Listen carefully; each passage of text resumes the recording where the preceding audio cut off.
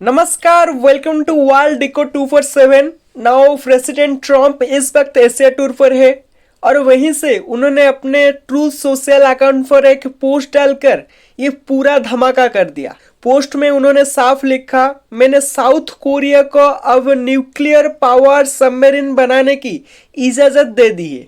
पुराने diesel submarines अब outdated है। अब ये फैसला ऐसे ही नहीं आया, इससे एक दिन पहले ही उनका साउथ कोरियन प्रेसिडेंट ली जे म्यांग के साथ समिट हुआ था। वहीं पर दोनों देशों के बीच करीब 950 अरब डॉलर का इकोनॉमिक और डिफेंस पैकेज फाइनल किया गया। अब सुनो डिटेल्स। साउथ कोरिया कुल 950 बिलियन डॉलर का सौदा करेगा।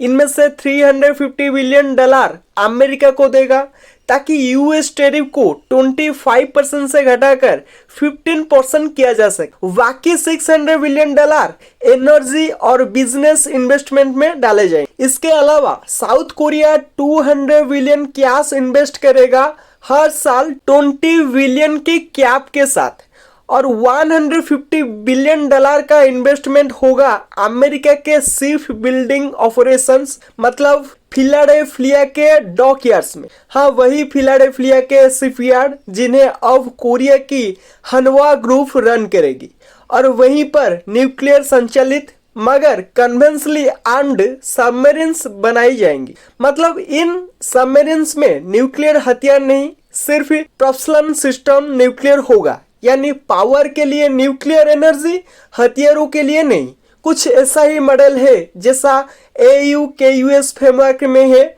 ऑस्ट्रेलिया के साथ अमेरिका और ब्रिटेन ने अपनाया था। लेकिन सवाल ये है, क्यों अब और क्यों साउथ कोरिया? देखो, मामला इतना सिंपल नहीं है। पिछले कुछ महीनों में नॉर्थ कोरिया ने लगातार मिसाइल टेस्ट किए हैं और चाइना का इन्फ्लुएंस इंडो पैसिफिक में तेजी से बढ़ रहा है। अमेरिका को समझ आ चुका है कि अगर उसे एशिया में अपनी स्ट्रैटेजिक पकड़ बनाए रखनी है तो अब कोरिया को और ताकतवर बनाना ही पड़ेगा। एग्जैक्टली ये एक तरह से AU के US पार्ट 2 है, पर फर्क इतना है कि इस बार मामला ज्यादा बड़ा है, क्योंकि साउथ कोरिया ना सिर्फ अमेरिका का ट्रेड पार्टनर है बल्कि टेक्नोलॉजिकल पावर हाउस भी है। लेकिन अब सोचो जरा, न्यूक्लियर सबमरीन टेक्नोलॉजी का ट्रांसफर, वो भी नॉन नाटो देशों को, ये AU के US समझौते से भी कहीं आगे जाता है। इस टेक्नोलॉजी से पहला फायदा ये होगा कि साउथ कोरिया को अब चाइना नौसेना के सामने कहीं ज्यादा तेजी और गहराई से ऑपरेट करने की क्षमता मिलेगी, और अमेरिका उसे मिलेगा एक ऐसा अलाइड नावी बेस जो चाइना के ठीक नीचे बैठा है। हिडन मोटिव्स या पावर गेम की बात करेंगे तो अब यहीं से शुरू होती है असली कहानी। कई एनालिस्ट्स कह रहे हैं कि ये सिर्फ एक टेक्नोलॉजिकल डील नहीं है, ये एक पॉलिटिकल सिंबलिज्म है। क्यों? क्योंकि अमेरिका के पास ये फैसला पूरे क्षेत्रीय पावर डायनेमिक्स को उलट सकता है। अभी तक नॉर्थ कोरिया अपनी मिसाइल्स और धमाकियों से साउथ कोरिया को डराता था। अब सोचो, अगर साउथ कोरिया के पास न्यूक्लियर पावर सबमरीन्स होंगी तो वो 3 से 6 मंथ्स तक बिना सतह पर आए पानी के नीचे रह सकती है। ये किसी भी युद्ध की स्ट्रैटेजी को पूरी तरह बदल देता है। नाउ यही कदम चीन को भी चुभने वाला है। चीन पहले ही AU के US पर नाराज था, और अब जब अमेरिका साउथ कोरिया को भी अपनी न्यूक्लियर सबमरीन टैंक्स ट्रांसफर कर रहा है तो बीजिंग में अलार्म बजना तय है। तो अब आगे क्या? इस सौदे का असर सिर्फ सैन्य नहीं बल्कि आर्थिक भी होगा। अमेरिका में जो फिलाडेल्फिया के शिपयार्ड्स है, वहां अब साउथ कोरिया की हनवा ग्रुप बिलियन डॉलर इन्वेस्ट करेगी। 1000 नई जॉब्स बनेंगी और दोनों देशों के बीच एक नई रणनीतिक इंटरलिंकिंग तैयार होगी। लेकिन अब यहाँ से चीजें थोड़ी ग्रे हो जाती है।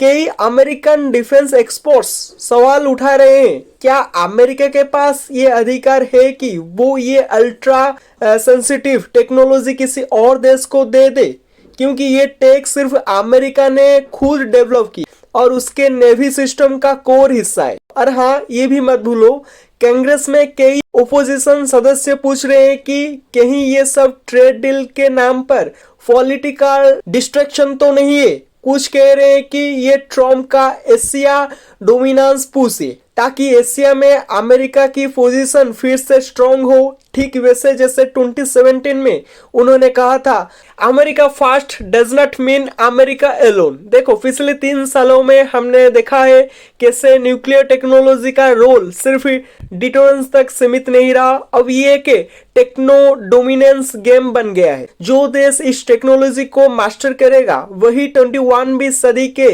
एशियन पावर ब्लॉक को डिफाइन करेगा। अब सवाल ये नहीं कि साउथ कोरिया सबमरीन बनाएगा या नहीं, सवाल ये है कि इसका नेट इम्पैक्ट क्या होगा।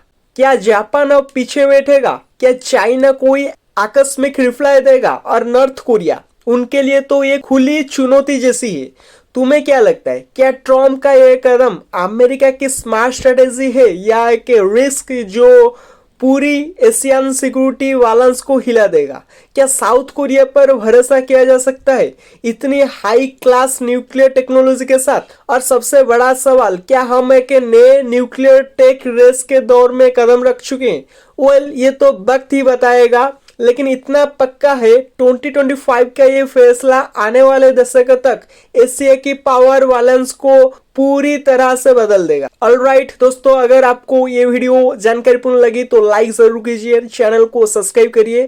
Thank you, have a good day. मिलते हैं नेक्स्ट लेटेस्ट जियोपॉलिटिक्स एनालिसिस में।